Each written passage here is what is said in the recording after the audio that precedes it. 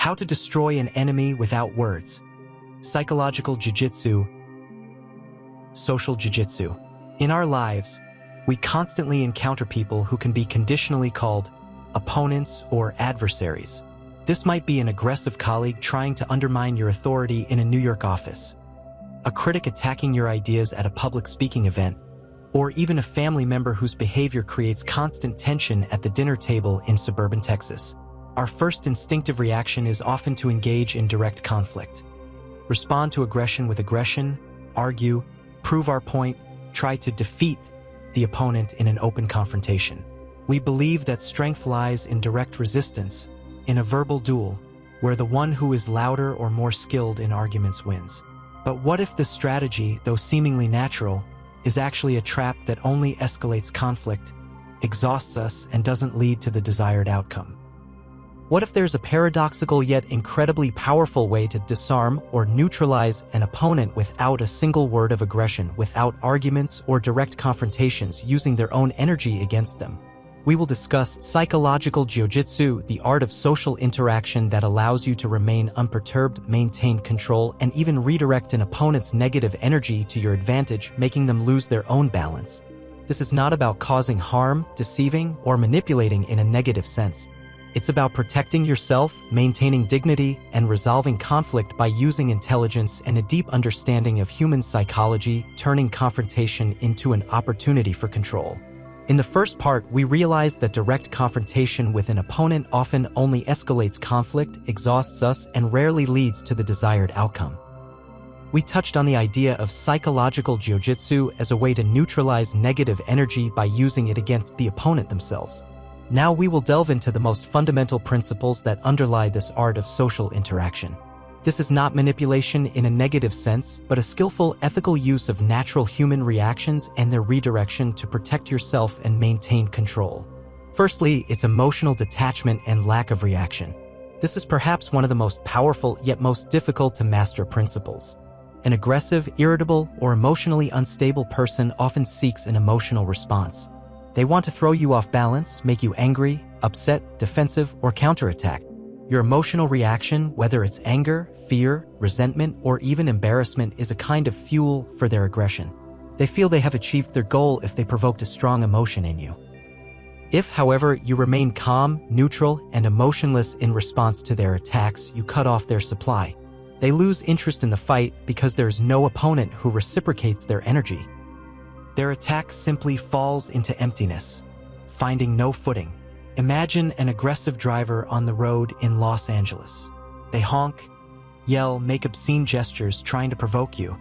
Your first reaction is to respond in kind, to show that you are angry too. But if you simply look calmly straight ahead at the road, without reacting to their provocations, without making reciprocal gestures, and without succumbing to their anger, their rage will subside. Why? Because it found no response. They did not get the desired reaction, and their energy, directed at you, dissipates aimlessly. This disarms them much more effectively than any verbal altercation. Secondly, it's active listening and understanding their leverage. Instead of immediately counterattacking, interrupting, or formulating your arguments, truly listen to what your opponent is saying, even if it's unfair insults, accusations, or attacks. Behind this often lie their true weaknesses, fears, hidden motives, unmet needs, or even pain. This is their momentum, their energy that you can use. Listen without interrupting, allowing them to express themselves fully. Try to understand what truly lies behind their words. For example, at work in Seattle, a colleague aggressively attacks your idea, calling it stupid and useless. Instead of defending yourself, you listen carefully. Perhaps behind their rage lies a fear of losing their influence, or they fear that your idea will make their work more difficult, or perhaps they themselves once proposed something similar but were rejected. Their anger is merely a superficial manifestation. Their leverage is their hidden motives. By allowing them to speak, you gain valuable information that you can then use. Thirdly, it's validation, acknowledgement of their emotions, but not their point of view. This is a very subtle and powerful technique. You can say, "I understand you're upset. I see how this worries you. I hear how concerned you are about this." You acknowledge their right to their emotions, you let them feel that they have been heard and that their feelings are valid, but you do not agree with their arguments, accusations, or distorted view of the situation. This diffuses tension because the person feels heard, that they are not alone in their feelings, and that their emotions are accepted. When the emotional intensity subsides, an opportunity for more rational dialogue arises. This technique is often used in customer service conflict situations. Imagine an aggressive customer in a New York store yelling at a salesperson over a defective product, using insults and threats. Instead of arguing or defending themselves, the salesperson calmly says, "Sir/Madam, I understand how upset you are about this situation with our product. It's truly unpleasant when something goes wrong. Let's see what we can do to fix this." With these words, the salesperson validates the customer's emotions. "I understand how upset you are," but does not agree with their aggressive behavior or accusations. This immediately reduces the intensity of emotions because the customer feels heard and their anger begins to give way to a desire to solve the problem. Fourthly, it's focusing on facts and objective reality. When an opponent is emotional, when they operate with emotions, accusations, or speculation, calmly and persistently steer the conversation back to objective facts, data, logic, and observable reality. "I understand you feel angry, but the facts are." Let's look at the numbers. According to our agreement, Clause X states, "Let's get back to what actually happened." This technique grounds the interaction, shifting it from an emotional plane to a rational one. It makes the opponent's emotional outburst appear less rational, and you more reasonable, in control, and competent. You don't argue with their emotions. You don't try to suppress them. You simply gently but firmly redirect the conversation towards facts. For example, if a colleague shouts, "You always miss deadlines. Because of you, we'll all fail." Instead of defending yourself, you calmly reply, "I understand you're upset about the deadlines. Let's look at the reports for the last month. The delay occurred on point 3 because we can fix this if we do." You don't refute their emotions, but you respond to them with facts. This immediately shifts the discussion to a constructive path and shows your composure and control. These principles, emotional detachment, active listening, validating emotions without agreeing with the viewpoint, and focusing on facts, allow you not to fight the opponent directly. Instead of clashing head-on with their energy, you use their own behavior and their own energy to disarm them, steering the interaction in a direction favorable to you. This is a subtle but very effective strategy that allows you to maintain dignity and achieve results without open confrontation. In the first part, we realized that direct confrontation with an opponent is rarely effective, and in the second, we delved into the fundamental principles of psychological jiu-jitsu, emotional detachment, active listening, validating emotions, and focusing on facts. Now we will move on to more specific tactics built on these principles, turning them into psychological jiu-jitsu, an art that allows you to disarm an opponent without direct confrontation. These tactics are not manipulation in a negative sense. They are skillful uses of an opponent's energy, redirecting it towards a constructive solution or its complete neutralization. Firstly, it's redirecting their energy. Instead of resisting an attack or making excuses, use the opponent's energy by redirecting it. If an opponent criticizes you or your idea aggressively, for example, shouting, "Your idea is terrible, it will never work," instead of defending yourself, calmly ask, "What exactly would you do differently? What suggestions do you have for improvement? I am open to constructive criticism." You put the ball back in their court, forcing them to offer solutions and take responsibility, rather than just criticizing.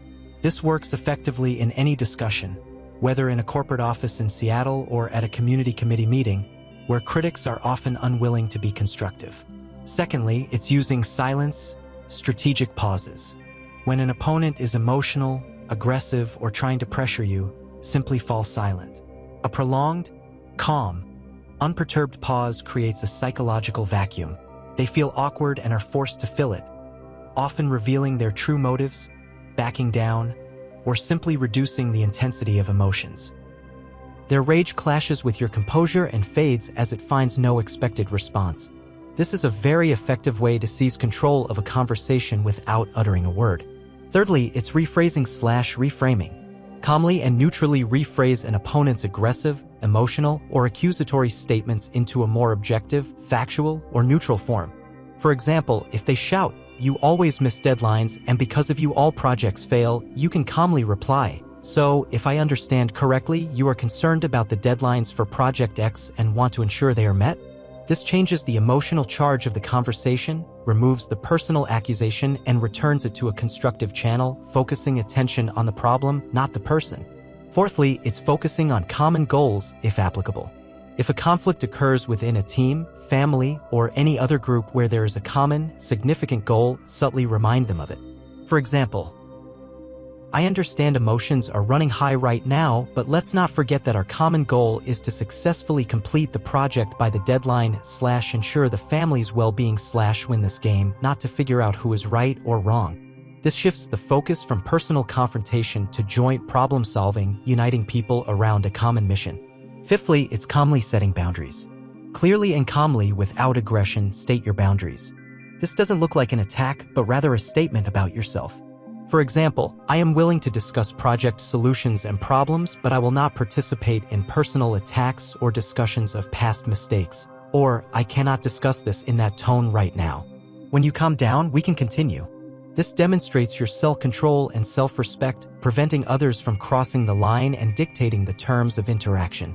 This shows your strength without needing to be aggressive. All these tactics use the opponent's energy but direct it towards a constructive solution or its neutralization without engaging in direct confrontation. They allow you to stay one step ahead, control the situation, and protect yourself while maintaining dignity. In conclusion, we emphasize that disarming an opponent without words through social jiu-jitsu is not a way to cause harm, manipulate, or suppress others. It is a valuable skill of self-protection, maintaining dignity, and effective interaction based on a deep understanding of human psychology. It allows you not only to neutralize an opponent's negative influence, but, most importantly, to preserve your energy, avoid unnecessary conflicts, and build healthier, more respectful relationships.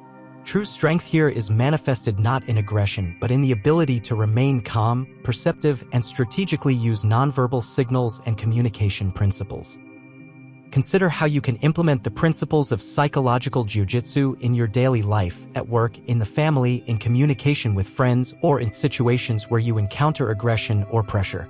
This will allow you not only to effectively deal with opponents but also to become a more confident, composed, and respected person capable of resolving conflicts without a fight.